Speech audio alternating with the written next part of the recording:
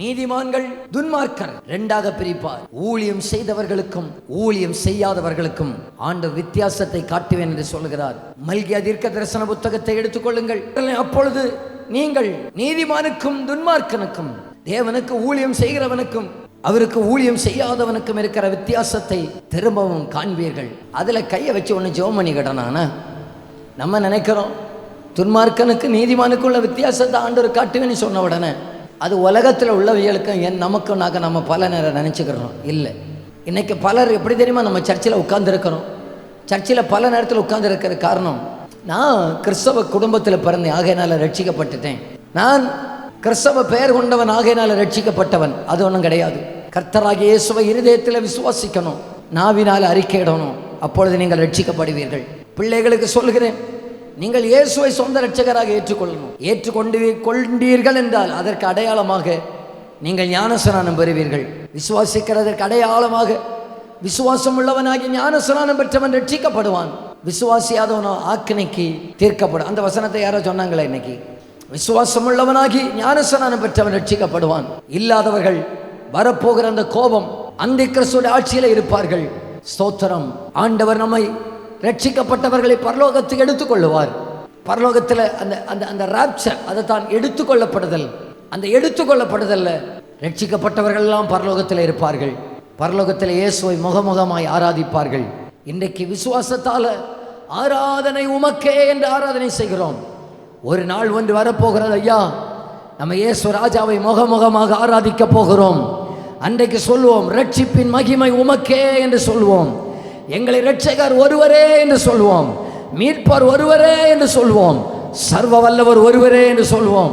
அவரை முகமுகமாக ஆராதிக்க போகிறோம். அதை குறித்து தான் பைபிள் சொல்லுகிறது.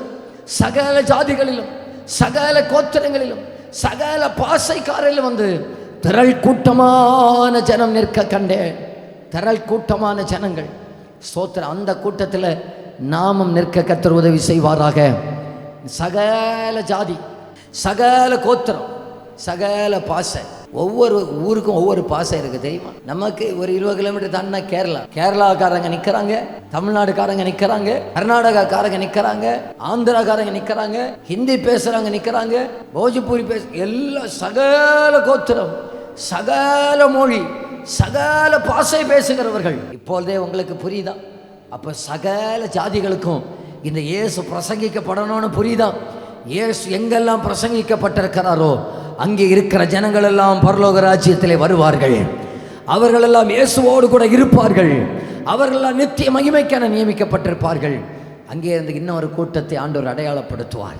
ஊழியம் செய்தவர்கள், ஊழியம் செய்யாதவர். ஸ்தோத்திரம். நீங்கள் எத்தனை பேர் இந்த கூட்டத்தில் நான் நிற்க ஆசைப்படுறேன்னு சொல்லுகிறவங்க உங்கள் வலது கையை உயர்த்தி காட்டுங்க பார்க்கலாம். ஊழியம் செய்தவர்களுக்கும் ஊழியம் செய்யாதவங்களுக்கு வித்தியாசம் காட்டணும். அவங்க கையை உயர்த்தி காட்டுங்க பார்க்கலாம். அல்லேலூயா, அல்லேலூயா, அல்லேலூயா.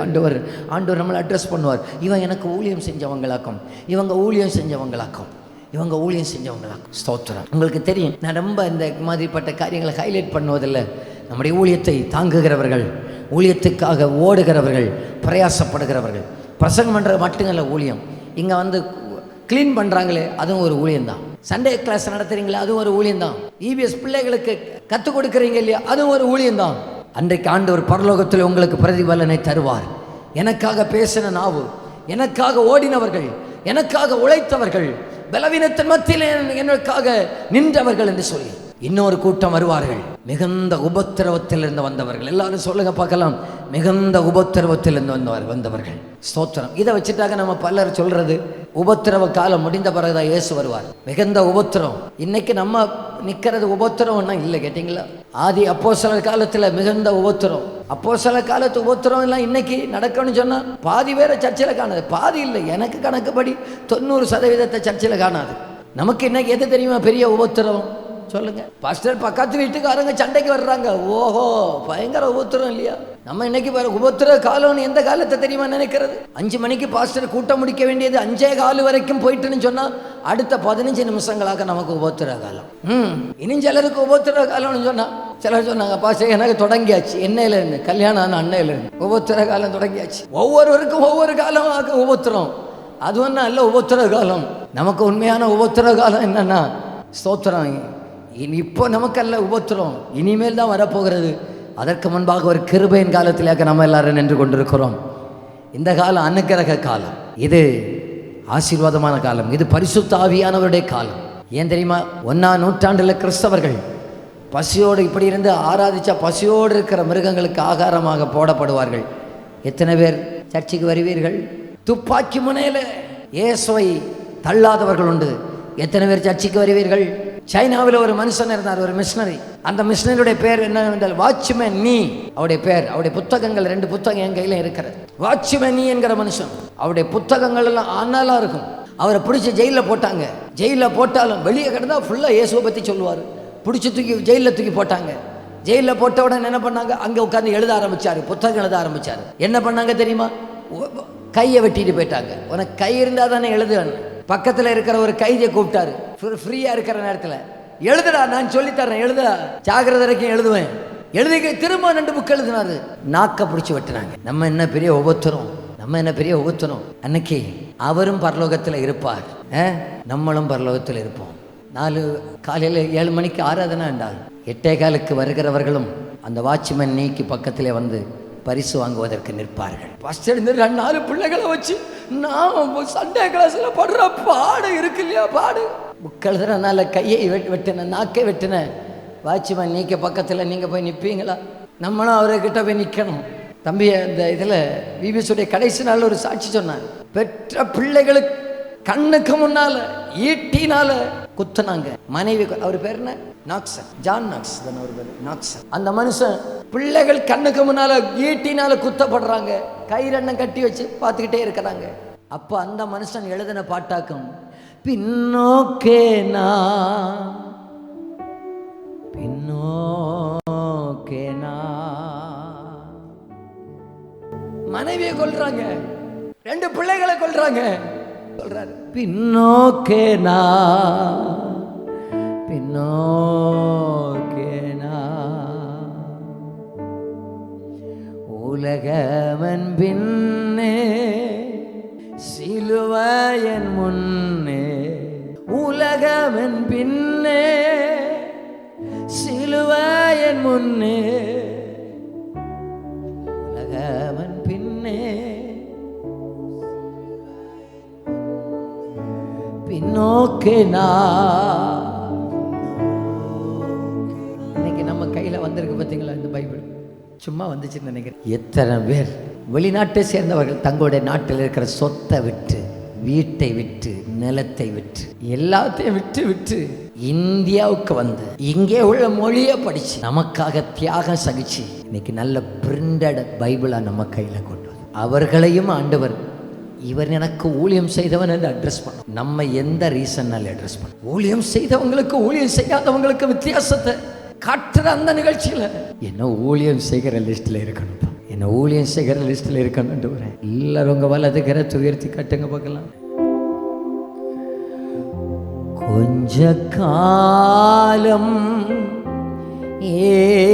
இயேசுவுக்காக கஷ்டப்பாடு சகிப்பதேனா, இன்னல் துன்பம் இன்பமாய் மாறும். இயேசுவை நான் காணும்போது அவர் பாதம் வீழ்ந்து பணிந்து ஆனந்த கண்ணீர் வடிப்பே.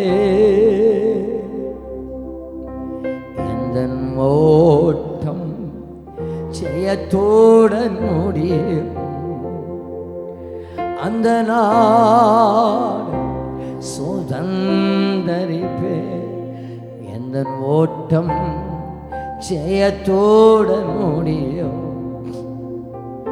அந்த நாள். எத்தனை பேருக்குள்ள அந்த ஆர்வம் இருக்குது, அந்த ஆசை இருக்கிறவங்க எத்தனை பேர் இருக்கிறீங்க? அந்த எடுத்துக்கொள்ளப்படுதல் துன்மார்க்கரை நீதிமானையும் பிரிக்கிறதாக்கும், ஊழியம் செய்யாதவர்களை ஊழியம் செய்ய பிரிக்கிறதாக்கும். அந்த பிரிக்கிற இடத்துல பழைய ஒரு பாட்டு ஒன்று பாருங்க. நீ எங்கிருப்பாயோ, நீ எங்கிருப்பாயோ, நீ எங்கிருப்பாயோ சொல் என் மனமே, நான் அங்கிருப்பேனே,